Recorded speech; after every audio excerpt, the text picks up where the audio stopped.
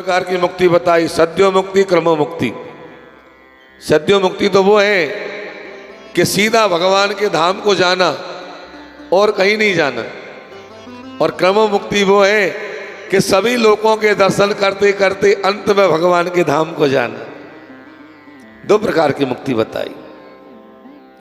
तीसरे अध्याय में देवोपासना विधान बताया सुखदेव जी ने। बोले अलग अलग काम के अलग अलग देवता हैं। यदि ब्रह्म तेज बढ़ाना है तो ब्रह्मा की आराधना करो, लक्ष्मी बढ़ानी है तो लक्ष्मी की आराधना करो। बोले महाराज बताओ लक्ष्मी की आराधना कैसे करें?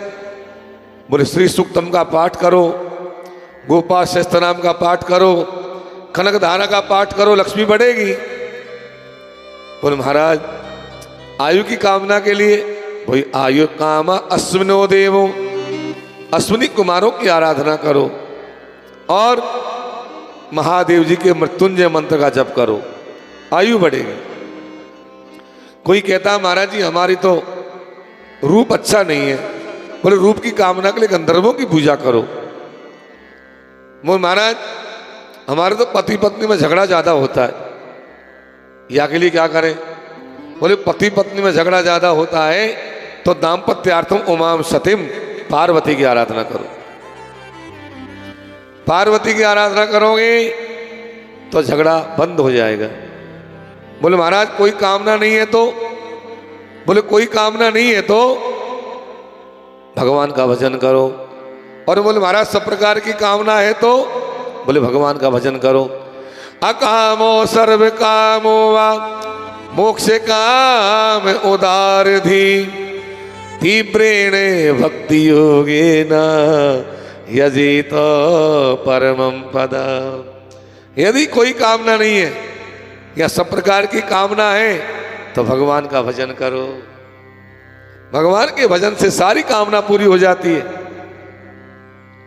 एक ही साधे सब सदे, सब साधे सद जाए, और जो तू सींचे मूल को तो फूले फले अघाए।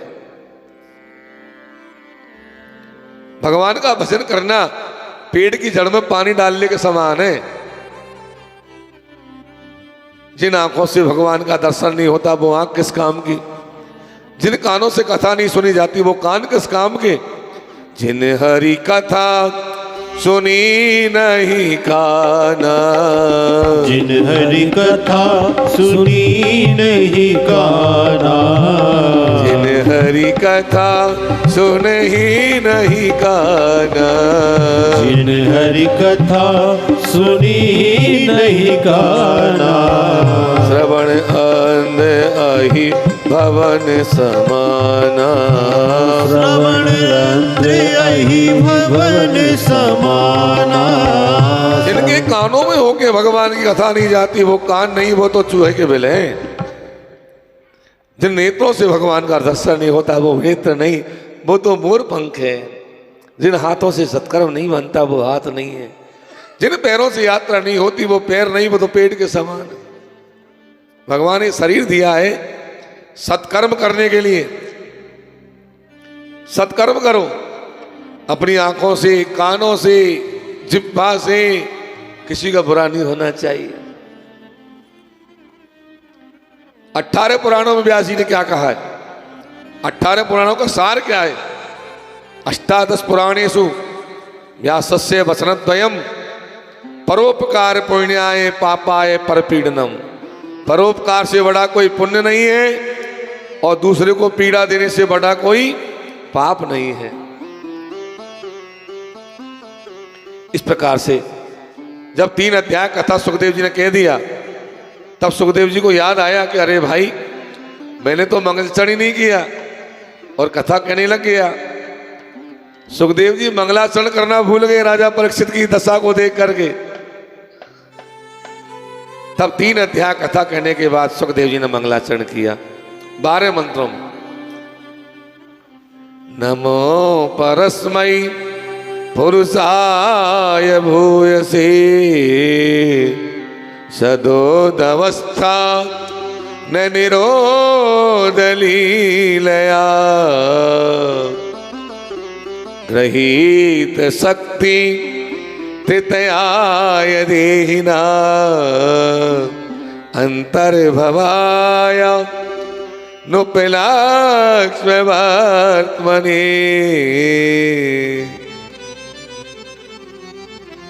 मैं ऐसे भगवान को प्रणाम करता हूं जो साधुओं के दुख को दूर करने वाले हैं, अधर्मियों का जो विनाश करने वाले हैं, जिन भगवान का भजन, जिन भगवान का कीर्तन जीवात्मा के सारे पापों का नाश कर देता है, ऐसे भगवान को प्रणाम है।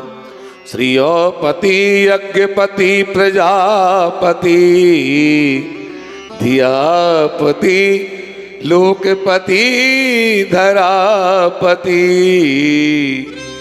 जो लक्ष्मी के पति हैं, जो प्रजा के पति हैं, जो धरा के पति हैं, ऐसे भगवान को मैं बारंबार प्रणाम करता हूं। 12 मंत्रों में सुखदेव जी ने मंगलाचरण किया और आगे कथा को बढ़ाया। बोले एक बार नारद जी ने जाकर के ब्रह्मा जी को भजन करते देखा ब्रह्मलोक। नारद जी ने पूछा, पिताजी आप किसका भजन कर रहे हो?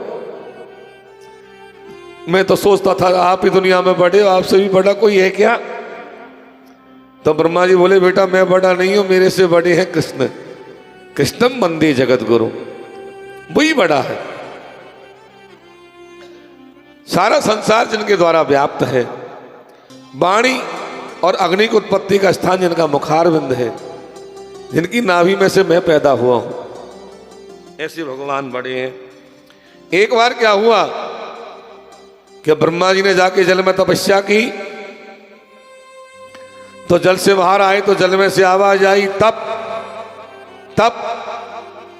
ब्रह्मा जी ने सोचा भगवान का आदेश है तप करूं। तप किया 100 वर्ष तक। 100 वर्ष तप करने के बाद फिर भगवान ने आकर दर्शन दिया और फिर ब्रह्मा को आकर के भगवान ने चतुश्लोकी भागवत का ज्ञान दिया। ये चतुश्लोकी भागवत क्या है? जैसे मूल रामायण होती है ना, ऐसे ही मूल रामायण की तरह मूल भागवत में 4 ही श्लोक हैं। ये 4 श्लोकों में पूरी भागवत समाई हुई है। बोले महाराज जरा इस पर प्रकाश डालो। बोले चतुश्लोकी भागवत के पहले मंत्र में भगवान ब्रह्मा को कहते हैं, ऐमेवासमेवाग्रे नान्यद्यद सदसत परम पश्चादहम यदि तच्च यो वसिष्ठेस्म सोस्म्यहम्। हे ब्रह्मा, जब कुछ नहीं था तब भी मैं था, जब सब कुछ है तब भी मैं रहूंगा, जब कुछ नहीं रहेगा तब भी मैं रहूंगा। पहले भी मैं था, आज भी मैं हूं और आगे भी मेरा अस्तित्व रहेगा। अहमेवासमेवाग्रे, जब कुछ नहीं था तब भी मैं था, आज भी मैं हूं, आगे भी मैं रहूंगा, केवल मेरा ही अस्तित्व रहेगा। दूसरे मंत्र में भगवान ने अपनी माया बताई। तीर्थम यत् प्रतीयेत ने प्रतीयेत चात्मनि तद्दधादात्मनो माया यथा भासो यथा तमो। अंधेरे को उजाला, उजाले को अंधेरा कर दे, सूखे को गीला, गीले को सूखा कर दे, वो मेरी ऐसी माया है। मेरी माया कैसी है? मेरी माया बड़ी गजब है, कर्म की गति है मेरी माया। कि मैं अरे तोरे तोरे में माया, मैं अरे तोरे में माया, मैं अरे तोरे में माया, मैं अरे तोरे में माया। यही बस कीने जीवन काया, यही बस कीने जीवन काया, यही बस कीने जीवन काया, यही बस कीने जीवन काया। ये तेरा, ये मेरा, ये मकान, ये जमीन, ये जेवर, ये सोना, ये बेटा, ये बहू, सब माया है, सब चीज माया है। और माया में जीव ऐसा फंसा हुआ है कि निकल नहीं पाता, निकलना चाहे तो नहीं निकल पाता। ऐसी मेरी माया है। भगवान कहते हैं ब्रह्मा को, मेरी माया बड़ी दुरत्य है। ब्राह्मी ऐसा मम माया दुरत्या, मेरी माया बड़ी दुरत्य है। गीता में भगवान कहते, तीसरे श्लोक में क्या कहा? यथा महांति भूतानि भूतेषु चापतिष्वनो प्रविष्टान प्रविष्टानि तथा तेषु न तेष्वहम्।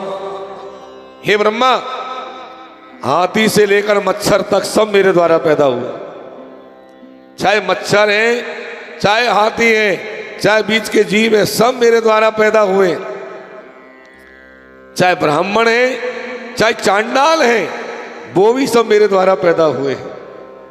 सब मेरी सृष्टि है। सब ब्रह्मा, भगवान ने ब्रह्मा को सब कुछ अपना बता दिया तीसरे श्लोक में। और चौथे श्लोक में क्या कहा?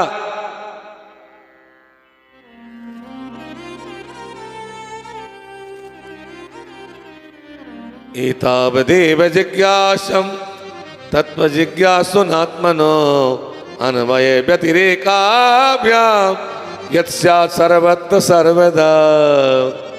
चौथे श्लोक में भगवान ने अपनी प्राप्ति का साधन बताया। मेरी प्राप्ति का साधन क्या है? मेरी प्राप्ति का साधन है मेरा भजन, मेरा ध्यान, मेरा चिंतन। जो जीवात्मा मेरा ध्यान करते हैं, मेरा चिंतन करते हैं, वो मेरे धाम को प्राप्त हो जाते हैं। जो मेरा चिंतन नहीं करते, मेरा ध्यान नहीं करते, मेरे से दूर रहते हैं, वो जन्म मरण के चक्रों में थपेड़े खाते रहते हैं। इस प्रकार भगवान ने चतुश्लोकी भागवत का ज्ञान ब्रह्मा को दिया और ब्रह्मा जी ने नारद जी को दे दिया, और नारद जी ने वही ज्ञान किसको दिया? जाकर के व्यास जी को दिया।